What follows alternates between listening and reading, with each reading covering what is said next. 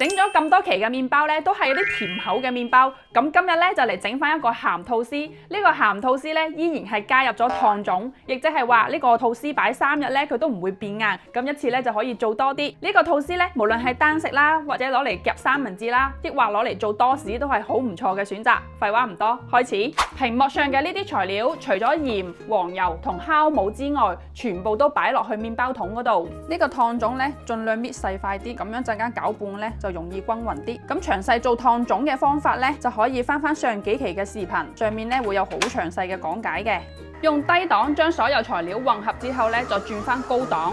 等到個麵團唔黐乾壁咧，我哋就可以加入黃油啦，仲有鹽。我呢啲咧係玫瑰海鹽嚟嘅，如果屋企冇咧，就可以用普通嗰啲鹽去代替。加入材料之後咧，就用低速去混合。咁黃油加入去咧，個麵團會變得越嚟越爛，唔使驚嘅，佢會慢慢變得光滑。嗱，我哋一直打到有7-8成筋咧，就可以將酵母擺入去啦。依然係用低速去混合材料，等睇唔到啲酵母咧，再轉翻高速去打，一直打到完全拓展嘅階段，亦即係手套膜。將個麵團收翻完佢，再將個麵團放翻落個冰桶度。吸翻個蓋，因為呢個廚師機咧，佢係自帶發酵功能嘅。咁我哋咧就用30度，大概係發酵1個鐘左右。呢度有個放材料口嘅，我哋用塊濕布冚一冚佢。有咗呢個發酵功能，真係發酵商都慳翻啊！佢而家咧大概係發到1.5倍大，用啲乾粉擺喺上面，用手指篤落去，佢會輕輕回彈，但佢唔會黏落去咧就 OK 啦。稍微咁樣拍一拍，排一排氣先。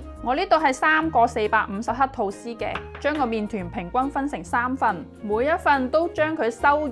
嗱，我哋用一塊微微濕嘅布冚住個麵團，防止佢表面風乾，跟住再鬆弛15分鐘。OK， 時間到，而家咧就嚟整形。鬆弛好嘅麵團咧，壓麵嗰陣佢就冇咁容易回縮。我哋首先上下咁樣去壓，將佢壓成一個大嘅牛舌狀。呢個闊度唔好超過呢個吐司盒啊。再翻一個面，光滑嘅面向下，將佢稍微扯一扯，扯成一個長方形嘅形狀。